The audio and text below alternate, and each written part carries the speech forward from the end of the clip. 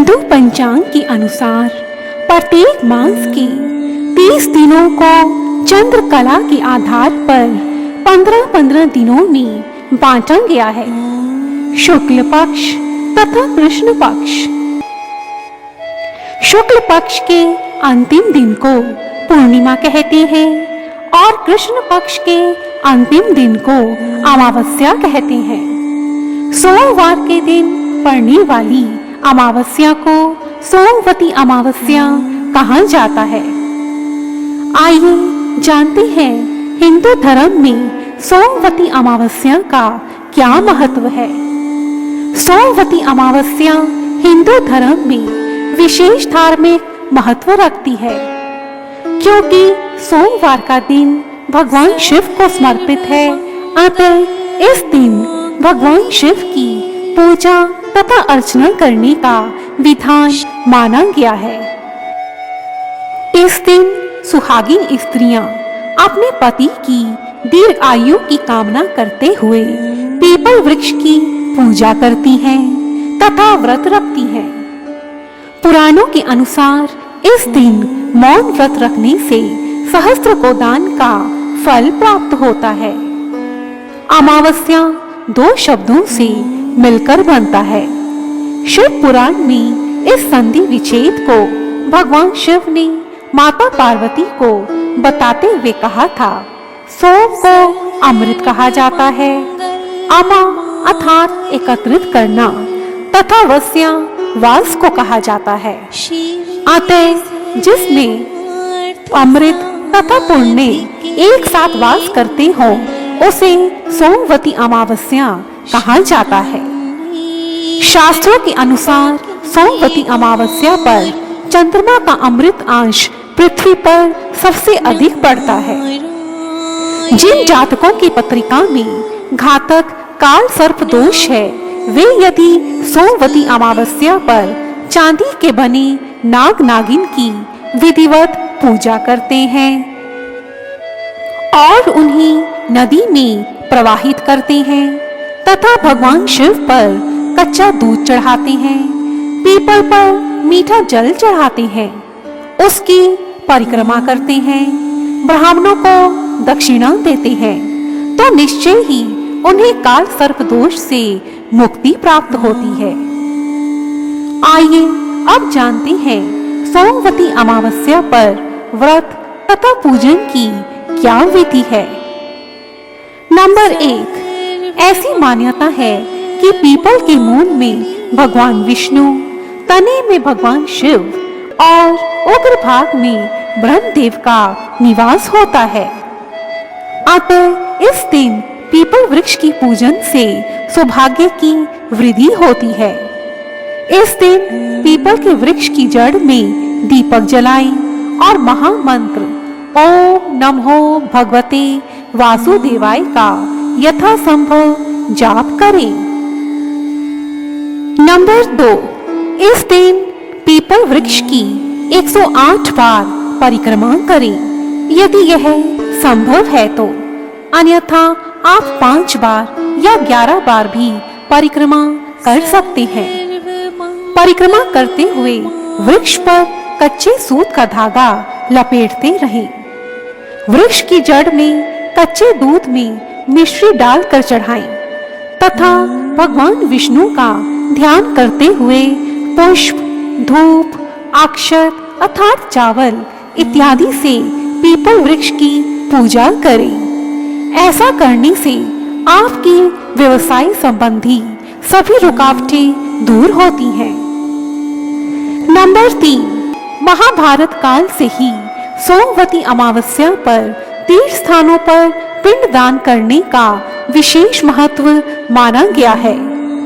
महाभारत में भीष्म पितामह ने युधिष्ठिर को इस दिन का महत्व बताते हुए ये कहा था कि इस दिन पवित्र नदी में स्नान करने से तथा पिंडदान करने से पितरों की आत्माओं को शांति प्राप्त होती है।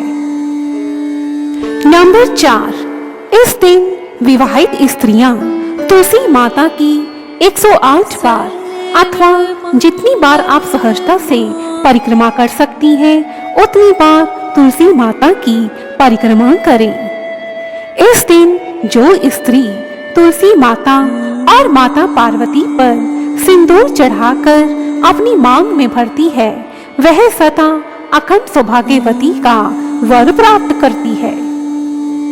नंबर 5, शास्त्रों में यह वर्णित है कि सोमवती अमावस्या के दिन भगवान सूर्य को गायत्री मंत्र का जाप करते हुए जल अर्पित करने से निर्धनता का नाश होता है।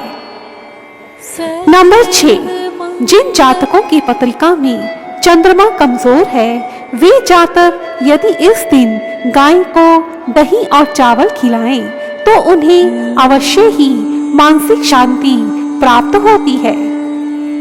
नंबर 7, ऐसी मान्यता है कि इस दिन मौन व्रत रखने से सहस्त्र गोदान का फल प्राप्त होता है। अतः इस दिन आप कुछ समय के लिए मौन व्रत अवश्य रखें। नंबर 8, इस दिन गंगा स्नान करने से महापुण्य की प्राप्ति होती है। परंतु यदि आप गंगा स्नान के लिए नहीं जा सकते तो आप घर में ही अपने जल में थोड़ा गंगा जल मिलाकर गंगा नदी का आवाहन करते हुए स्नान कर सकते हैं। नंबर 9, इस दिन विवाहित स्त्रियां प्रातः स्नान आदि से निवृत्त होकर पीपल वृक्ष की पूजा करें, व्रत रखें तथा व्रत कथा का श्रद्धा से श्रवण करें। उसके पश्चात सामर्थ्य अनुसार दान दें। ऐसा करने से ईश्वर पुत्र, पौत्र, धन आदि प्रदान करते हैं। नंबर 10, जो स्त्रियां इस दिन व्रत रखती हैं, वे केवल फलाहार का ही सेवन करें। इस दिन व्रतधारी स्त्रियां अन्न का सेवन ना करें। आइए अब सुनते हैं सोमवती अमावस्या पर रखे जाने वाले व्रत की सुंदर कथा। एक गरीब ब्राह्मण परिवार था। उस परिवार में पति पत्नी के अतिरिक्त एक पुत्री भी थी। धीरे धीरे वह पुत्री युवा होने लगी। वह कन्या सुंदर, सुशील और संस्कारी थी, परंतु निर्धन होने के कारण उसके विवाह में बाधा आ रही थी। एक दिन उस ब्राह्मण के घर एक साधु का आगमन हुआ। वह साधु उस कन्या के सेवा भाव से अत्यंत प्रसन्न हुआ, परंतु उस साधु ने बताया कि उस कन्या के हाथ में विवाह योग्य रेखा नहीं है। तब ब्राह्मण दंपति ने उस साधु से इसका उपाय बताने का निवेदन किया। तब उस साधु ने अपनी अंतर्दृष्टि से ध्यान करके बताया कि कुछ दूरी पर एक गांव में सोना नामक एक धोबिन अपने बेटे और बहू के साथ रहती है। उस साधु ने बताया कि सोना अत्यंत संस्कारी तथा पतिव्रता स्त्री है। यदि तुम्हारी कन्या इस धोबिन सोना की सेवा करे और वह इसकी मांग में अपनी मांग का सिंदूर भर दे तो इस कन्या का विवाह हो सकता है। परंतु वह धोबिन सोना कहीं आती जाती नहीं है। यह सुनकर अगले दिन से ही प्रातःकाल वह कन्या सोना धोबिन के घर जाकर सफाई और अन्य गृह कार्य कर अपने घर वापस आ जाती। एक दिन सोना धोबिन ने अपनी बहू से पूछा कि तुम इतनी सुबह सारे गृह कार्य कैसे निपटा लेती हो। यह सुनकर बहू ने कहा, माँ जी, मैं तो देर से उठती हूँ, अतः मैं यह कार्य नहीं करती। तब दोनों सास बहू यह विचार करने लगी कि कौन उनके घर का कार्य कर रहा है। कुछ दिनों के पश्चात धोबिन सोना ने देखा कि एक कन्या प्रातः उनके घर पर आती है और सारे गृह कार्य निपटाकर अपने घर वापस चली जाती है।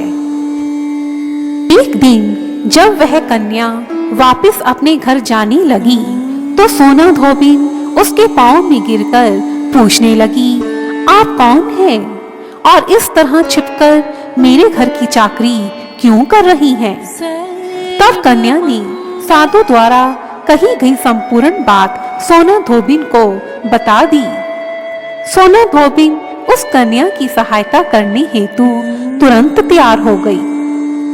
उस समय सोना धोबिन के पति थोड़ा अस्वस्थ थे, अतः सोना ने अपनी बहू से अपने लौट आने तक उसे घर पर ही रुकने के लिए कहा। मार्ग में सोना धोबिन ने जैसे ही अपनी मांग का सिंदूर उस कन्या की मांग में लगाया, उसके पति मृत्यु को प्राप्त हुए। सोना धोबिन में इतना तेज था कि उसे इस बात का ज्ञात हो गया। उस दिन सोना धोबिन अपने घर से निर्जल ही चली थी और वह दिन सोमवती अमावस्या का दिन था। सोना ने मार्ग में एक पीपल के वृक्ष पर ईंट के टुकड़ों से 108 बार भंवरी देकर उस वृक्ष की 108 बार परिक्रमा की। उसके ऐसा करते ही उसके पति के शरीर में प्राण वापस आ गए और इस प्रकार सोना धोबिन का पति जीवित हो गया। उसी दिन से यह मान्यता मानी जाती है कि सोमवती अमावस्या पर जो विवाहित स्त्री पीपल वृक्ष की पूजा कर 108 बार परिक्रमा करती है, व्रत करती है और इस कथा का भक्ति से श्रवण करती है, उसे अखंड सौभाग्य की प्राप्ति होती है। अंत में मैं ज्योति गोयनका आप सभी दर्शकों को यह संदेश देना चाहती हूँ कि हमारी यह वनस्पति, हमारी यह वृक्ष प्रकृति की देन है और हमारी संपदा है। अतः वृक्षों की पूजा कर हम प्रकृति की ही पूजा करते हैं और इस प्रकार हम अपने पर्यावरण की रक्षा करते हैं। यदि आपको मेरी यह वीडियो उपयोगी लगी है तो आप इसे दूसरों के साथ शेयर कीजिए तथा लाल रंग के सब्सक्राइब के बटन को दबाकर मेरे इस चैनल को सब्सक्राइब कीजिए। धन्यवाद। जय माता दी।